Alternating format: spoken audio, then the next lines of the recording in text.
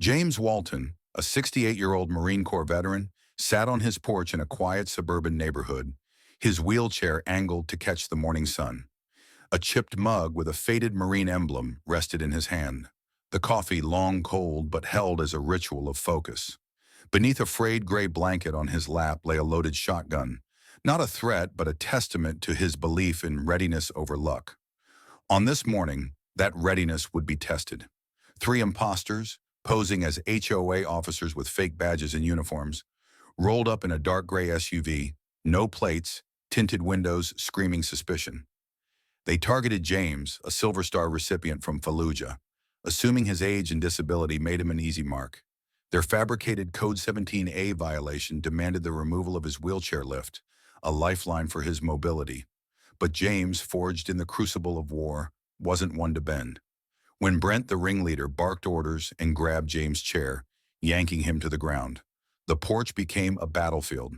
The mug shattered, the blanket slipped, revealing the shotgun, and James hit the wood hard, his shoulder bruised but his spirit unbroken. His hip, pinned with metal from Afghanistan, ached. Yet his eyes stayed locked on the scammers, steady, calculating, the same gaze that had faced enemy fire. "You're not county, you're not state," he'd said earlier, demanding the sheriff. Now face down, he embodied defiance, his silence louder than their threats. His son, Zach, witnessed the assault, rage boiling as the imposters surrounded him, Simmons snarling to keep his hands off. But James wasn't waiting for rescue. He was biding his time, every breath a step toward reclaiming control. As the scammers mocked his chair, oblivious to the storm they'd stirred, James shifted, slow and deliberate, pulling the blanket back. His voice, soft but ironclad, cut through the air. "You have 3 seconds to leave my property." Then, 1. The word landed like a grenade pin pulled. Simmons, recognizing his name from a Veterans Day memorial, paled. Brent's bravado crumbled. 2, James said, calm as ever, and the scammers bolted, tires screeching as they fled. James's resilience, honed in combat, undimmed by age or injury, turned their scam into a rout without a shot fired. Sheriff Ronnie Barks arrived minutes later, nabbing the imposters blocks away. James, back in his chair, shrugged off the pain. "I've had worse from furniture assembly." His stand wasn't just personal. It exposed a predatory scheme targeting the vulnerable, sparking a community reckoning. For Americans 18 to 50, James's story is a rallying cry. Courage doesn't need a badge, just a spine that won't break, a resolve that won't falter, and a countdown that makes bullies run. In a quiet suburban neighborhood, where the hum of lawn sprinklers and the chirp of sparrows set the rhythm of daily life, a sinister scheme unfolded, cloaked in the guise of authority. 3 imposters, Brent, Simmons, and a lanky accomplice, posed as HOA officers, wielding fake badges, counterfeit uniforms, and a fabricated sense of power. Their target? Elderly residents, particularly those living alone, isolated and unlikely to challenge their demands. Operating from a dark gray SUV with no plates and tinted windows, they glided into James Walton Street, their presence as calculated as it was predatory. Their weapon wasn't force, but fear, brandishing clipboards with pre-written violation notices and invented codes like 17A to extort compliance and cash. This wasn't a one-off con. It was a systematic operation designed to exploit the vulnerable, and James, a 68-year-old Marine veteran in a wheelchair, was their latest mark. The scammers' playbook was chillingly effective. They'd roll up to homes, citing absurd violations to instill panic. For James, it was his wheelchair lift, a vital modification for his mobility, deemed non-compliant, under a fictitious HOA rule. Elsewhere, their victims faced equally ludicrous charges. Mrs. Rivers, a widow 2 blocks away, was coerced into paying $5,000 for a fence that had stood code-compliant since 1993, threatened with daily fines and legal action if she refused. Martin Hall, a 72-year-old retired teacher, was fleeced for $3,000 over a fabricated nuisance regulation, claiming his dog breathed too loudly, a charge typed, stamped, and signed by Brent, but legally meaningless. These weren't random acts but a pattern, targeting seniors who lived alone, lacked immediate family, or were too intimidated to question the official-looking notices. The scammers banked on silence, knowing fear builds walls higher than fences, keeping neighbors at bay and victims compliant. James's encounter exposed the depth of their deceit. When Brent yanked him from his wheelchair, shattering his mug and revealing a hidden shotgun, the scammer's entitlement was laid bare. They didn't just demand compliance, they enforced it with physical intimidation, assuming James's age and disability made him an easy target. But their arrogance blinded them to the broader impact. Zach, James's son, alerted Sheriff Ronnie Barks, who arrested the trio 5 blocks away, cowering in their SUV. The investigation that followed, detailed by attorney Carla Jensen, uncovered a trove of evidence. Fake IDs, enforcement templates, and victim testimonies painting a portrait of methodical exploitation. The scammers had built a structure around their fraud, using uniforms and jargon to mimic authority, preying on those least equipped to fight back. For Americans aged 18 to 50, this story hits hard. It's a stark reminder of the vulnerability of aging loved ones and the audacity of those who exploit trust. The scammer's downfall, sparked by James's defiance, underscores a cultural truth. Community strength lies in vigilance. Neighbors, once silent, rallied, building James a new fence as a symbol of solidarity. The charges, fraud, impersonation, elder abuse, signal justice. But the real victory is the awakening of a neighborhood that learned to look out for its own. This wasn't just about one porch. It was about protecting the dignity of those who've earned their peace, ensuring no one else answers a knock like that alone. In the stillness of a suburban morning, where the only sounds were the ticking of sprinklers and the chatter of sparrows, James Walton, a 68-year-old Marine Corps veteran, sat on his porch in a wheelchair, a chipped mug in hand and a gray blanket draped over his lap. Beneath that blanket lay a loaded shotgun, a silent testament to his readiness. When 3 imposters posing as HOA officers, Brent, Simmons, and a lanky accomplice, rolled up in a dark gray SUV, they saw an elderly man they could bully. They demanded the removal of James's wheelchair lift, citing a fake Code 17A, and when he refused, Brent yanked him from his chair, sending him crashing to the porch. The mug shattered, the blanket slipped, revealing the shotgun, but James's resolve, forged in the fires of Fallujah, remained unshaken. His response wasn't a shout or a shot, but a quiet, calculated defiance that turned the scammer's arrogance into panic, proving that true power lies not in noise, but in presence. James's defiance was a masterclass in restraint.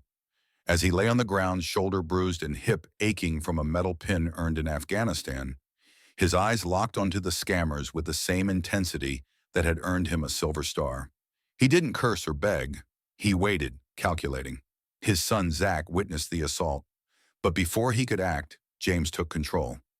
Shifting to one elbow, he pulled the blanket back and spoke, his voice soft but heavy as iron. "You have 3 seconds to leave my property." Then, 1. The word landed like a thunderclap in the silence. Simmons, recognizing James's name from a Veterans Day memorial, froze, her smirk gone. Brent's bravado wavered. The lanky kid twitched, unsure. 2. James continued, calm as if counting stars. And the scammers scattered, sprinting to their SUV, tires screeching as they fled. Without raising his voice or his weapon, James had dismantled their facade, exposing their cowardice. This quiet power resonated deeply with American values of standing firm against unjust authority. James's countdown wasn't about violence. It was a statement of sovereignty, a refusal to let fear dictate his actions. His military-honed presence turned the porch into a battlefield where words were his weapon. When Sheriff Ronnie Barks arrived minutes later, finding the scammers cowering 5 blocks away, James was back in his chair, shotgun across his lap, joking dryly about furniture assembly hurting worse than the fall. His restraint spoke volumes in court, where he testified, blanket in place, not for sympathy, but to warn. Silence lets people like that keep doing what they've done. For Americans aged 18 to 50, James's story is a beacon. It's the neighbor who stands up to a bully, the veteran who guards his dignity, the quiet man whose resolve screams louder than any tantrum. The ripple effect was profound. Neighbors, once silent, built James a fence, a symbol of respect. Kids waved, calling, "Thanks for keeping us safe, Mr. Walton." His defiance didn't just protect his porch, it awakened a community to the strength in standing together. James showed that courage doesn't need fanfare, just a steady gaze, a calm voice, and a countdown that makes the guilty run. In a world of noise, his silence was deafening, a lesson in the power of conviction over chaos. In the quiet of a suburban morning, where the soft hum of sprinklers and the chatter of birds set a peaceful tone, James Walton's porch became the stage for a confrontation that would ripple far beyond his modest home. A 68-year-old Marine Corps veteran, James sat in his wheelchair, a chipped mug in hand, a gray blanket concealing a loaded shotgun on his lap. When three imposters, Brent, Simmons, and a lanky accomplice, posing as HOA officers, targeted him with a fake violation for his wheelchair lift, they underestimated the man forged in Fallujah. Their assault, yanking James to the ground, sparked not just his defiance, but a community awakening. The incident, exposing a predatory scam, galvanized neighbors, led to swift justice, and transformed a quiet street into a symbol of solidarity, proving that one man's stand can ignite collective strength. The scammer's downfall began with James's calm resolve. After Brent's violent acts shattered James's mug and revealed the shotgun, James issued a chilling countdown. 1, 2, sending the imposters fleeing in panic. His son Zach alerted Sheriff Ronnie Barks, a family friend, who arrived with 5 patrol cars within minutes. The scammers were apprehended 5 blocks away, bickering in their SUV, their fake badges and uniforms, powerless against real authority. Sheriff Barks' investigation, fueled by James's precise report, gray SUV, no plates, went west, uncovered a broader scheme targeting elderly residents with fabricated violations, from $5,000 fence fines to absurd $3,000 penalties for loud dog breathing. The charges piled up: fraud, impersonation, unlawful detainment, and elder abuse. Each count a testament to the scam's scale and the community's betrayal. By sunrise, James's street was unrecognizable. News vans lined the curb, cameras flashing as reporters clamored for the story. Neighbors, once content to peek through blinds, gathered openly, their silence replaced by curiosity and resolve. Sheriff Barks addressed the press, his badge gleaming. These were not police. They targeted an honored veteran for intimidation. His words, deliberate and clear, framed the incident as a wake-up call. James, rolling forward with his Marine Corps ring glinting, spoke plainly. This isn't about one man in a chair. It's about what we let happen when we look the other way. His testimony, delivered without theatrics, earned a reverent applause, not loud but genuine, from a crowd that included strangers now united in respect. The courtroom sealed the scammer's fate. Packed with reporters and residents, many of whom had been victims, it buzzed with anticipation. The prosecutor detailed a methodical exploitation of the vulnerable. In James's testimony, "I've seen fear weaponized in war zones and on my porch," cut through the silence. The defendants, stripped of their pseudo-authority, faced the truth they'd evaded. But the real transformation was outside the courthouse. Neighbors, inspired by James's stand, built him a new fence. Not tall but sturdy, hand-stained, a quiet promise of protection. Kids on scooters waved, shouting, "Thanks for keeping us safe, Mr. Walton." And James, with a faint smile, waved back. His porch, once a private refuge, became a community beacon. On a quiet suburban street where the morning sun filtered through leafy trees and the soft hum of sprinklers marked the start of the day, James Walton sat on his porch, a 68-year-old Marine Corps veteran whose presence embodied resilience. In his wheelchair, a chipped mug with a faded Marine emblem in hand and a gray blanket over his lap concealing a loaded shotgun, James was a picture of calm readiness. When 3 imposters, Brent, Simmons, and a lanky accomplice, posing as HOA officers, targeted him with a fake violation for his wheelchair lift, they saw only an elderly man. But James, a Silver Star recipient from Fallujah, turned their assault into a powerful statement of freedom and vigilance. His stand, marked by a Marine Corps ring, a now visible shotgun, and an unyielding refusal to be silenced, became a symbol of American values: individual sovereignty, the right to stand one's ground, and the enduring strength of those who protect their own. The confrontation unfolded with brutal clarity. Brent's violent yank sent James crashing to the porch, shattering his mug and revealing the shotgun. Yet James's response was not rage, but a calculated countdown. 1, 2, that sent the scammers fleeing in panic.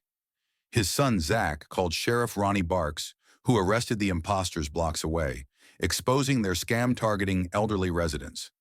In court, James's testimony cut deep. "I served so no one could throw me to the ground like I don't belong here." His Marine Corps ring, worn but polished, glinted as he spoke, a tangible link to his service and sacrifice. The blanket, once hiding the shotgun, now lay across his lap as a boundary, not a weapon, a line no one would cross again without consequence. The shotgun itself, later placed openly on a table beside his porch chair, was no longer concealed. It stood as a quiet warning, not of violence but of resolve, a symbol that James would never again be caught unprepared. This imagery resonates profoundly with Americans aged 18 to 50, who see in James the archetype of the steadfast protector: your dad, your grandpa, the neighbor who mows the lawn at dawn. His refusal to bow to fake authority mirrors a cultural reverence for individual rights, especially for veterans who've bled for them. In the courtroom, his words, "I've buried friends for this country, and I'll be damned if I sit quiet while someone rewrites the rules," evoked a visceral pride in standing firm. The community's response amplified this symbolism. Neighbors, once silent, built James a sturdy hand-stained fence, not flashy but resolute, marking his home as sacred ground. Kids on scooters, backpacks bouncing, waved and shouted, "Thanks for keeping us safe, Mr. Walton," and James's faint smile in return spoke of duty, not glory. James's story transcends his porch, embodying the American ideal that freedom demands vigilance. His ring, his shotgun, his unwavering gaze, these are not just personal artifacts, but universal symbols of a life dedicated to protecting what's earned. The fence, the applause in court, the kids' waves all reflect a community awakened to the truth that justice doesn't always wear a badge. For a generation navigating a world of noise and uncertainty, James's quiet strength is a clarion call. Stand your ground, guard your rights, and let no one rewrite your story. His porch, now a beacon, reminds us that true power lies in the courage to say, "I'm still here and I don't bend." James Walton's stand against fake HOA scammers offers profound lessons for everyday life, resonating with Americans aged 18 to 50, navigating a world of challenges and uncertainties. First, courage doesn't require loud heroics. It's the quiet resolve to hold your ground, as James showed with his calm countdown that sent bullies running. Second, vigilance protects freedom, whether it's questioning dubious authority or safeguarding loved ones. Staying alert preserves dignity and rights. Third, community strength lies in breaking silence. Neighbors who built James's fence remind us that collective action starts with one voice. Finally, resilience, forged through hardship like James's war-scarred past, turns adversity into power. In daily life, these lessons translate to standing firm against workplace intimidation, verifying suspicious demands, or rallying friends to support a cause. For young adults, it's a call to honor veteran sacrifices by defending personal boundaries. For families, it's a reminder to check on elderly relatives, ensuring they're not preyed upon.